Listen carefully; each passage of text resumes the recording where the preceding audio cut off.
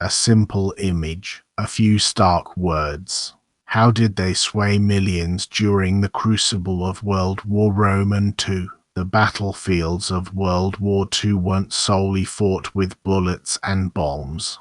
A silent, yet equally potent, war was waged on walls and billboards, in newspapers and public spaces. This was the realm of the propaganda poster, a powerful tool designed to galvanize public support and unite nations in their darkest hour. Before the global conflict of 1939, the art of visual persuasion had already seen its genesis. The First World War introduced iconic images, like Lord Kitchener's pointing finger emblazoned with "Your country needs you." This precedent laid the groundwork for a far more sophisticated psychological arsenal that would become indispensable just 2 decades later. By the outbreak of WWII, the stakes were immeasurably higher. Nations required total commitment, soldiers for the front, factory workers for production, and frugal, vigilant citizens on the home front.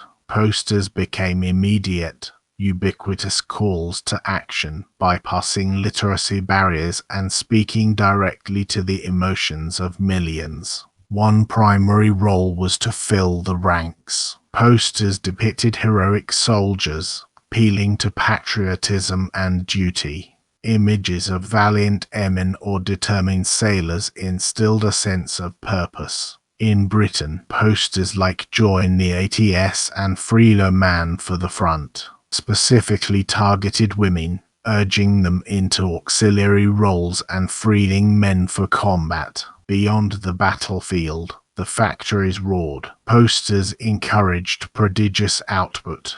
America's iconic "We Can Do It," featuring Rosie the Riveter, became a powerful symbol of women in the workforce. These images spurred workers, young and old, to contribute every ounce of effort to the war machine, ensuring vital supplies reached the front. Sacrifice and vigilance were also paramount.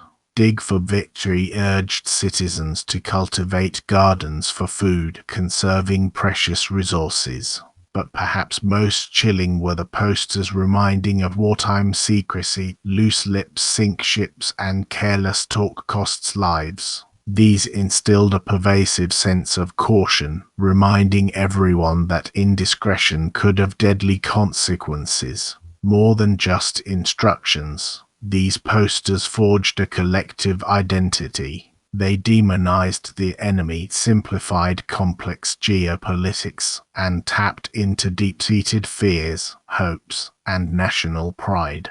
They were emotional appeals, designed to unify, motivate, and steel the resolve of entire populations against a common, existential threat. These vivid, often stark, images are far more than historical relics. They are a testament to the profound power of visual communication during humanity's darkest hour. They reveal the psychological warfare waged alongside conventional battles, underscoring how nations rallied their people to unprecedented levels of sacrifice and unity. If you're curious about the psychological tactics used during the war, watch our video on wartime censorship next.